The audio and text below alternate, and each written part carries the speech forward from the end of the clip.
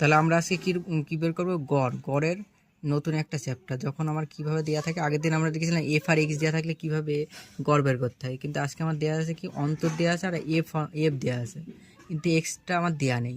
সেভাবে তখন আমি কি করবো, আমার তো এফ এক্সটা বের করতে হবে, তখন আমার এক্সটা বানাতে হবে। তখন এক্সটা বানাতে গেলে কী করতে হবে, 0 থেকে 10 অন্তর, 10 থেকে 20, তাহলে এইভাবে আমাকে দেখতে হবে। তাহলে এর মধ্যে আমি তো শুধু এফটা দেওয়া আছে, মানে পরিসংখ্যান দেওয়া আছে, কিন্তু কতজন কি আছে সেটা তো দেওয়া নেই। বলেছে 0 থেকে 10-এর মধ্যে আছে, 10 থেকে 20-র মধ্যে আছে, কিন্তু এক্স্যাক্টলি কত আমি জানি না। তখন আমাকে সেটা ধরে নিতে হবে। তখন 0 থেকে 10-এর মধ্যে কী আছে, 5 আছে, সেটা আমি এখানে করে দিয়েছি, ঠিক আছে।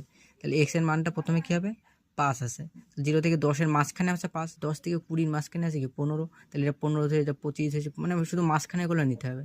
তাহলে আমি এক্সট্রা পেয়ে গেলাম। এবার আমরা সেই আগের নিয়ম খাটাবো, এফ এক্স, মানে এই দুটো গুণ করে এখানে বসাবো এফ এক্স, এই গুণ করে এফ এক্স। তাহলে এফ এক্স আমার যোগ করে কত হলো, 695, এর এফ কত হলো 29। তাহলে এফ এক্স বাই এক্স করলে আমার কী হয়,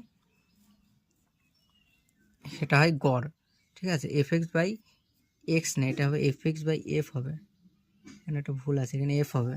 তাহলে এফ এক্স বাই এফ, তাহলে এফ আমার 29 পেলাম, এফ এক্স পেলাম 695। তাহলে এটাতে আমার ভাগ করলে 23/9 হয়ে গেলো। তাহলে কী হলো, যখন এরকম পরিসংখ্যান আর এফ 1 দেওয়া থাকবে তখন কী করতে হবে, আগে আমার এক্সটা বের করে নিতে হবে। এক্সটা তো আমি জানি না, তাহলে এক্সটা আমার এই দুটো মাঝখানে অন্তর, এইরকমভাবে সবগুলো বের করে এবার এই দুটো গুণ করলে আমার এফ এক্স পাওয়া যাবে, গুণ করলে এফ এক্স পাওয়া যাবে। এবার আমার কত, এফ 1 দিয়ে ভাগ করে দিতে হবে, এফ এক্সকে কী করতে হবে, এফ 1 দিয়ে ভাগ করে দিতে হবে। তাহলে এটা আমার পরিসংখ্যান দিয়ে ভাগ করে দিলে যা হলো আমার উত্তর হয়ে গেল। তাহলে বোঝা গেল কি। তাহলে দেখা হচ্ছে আবার পরের ভিডিওতে।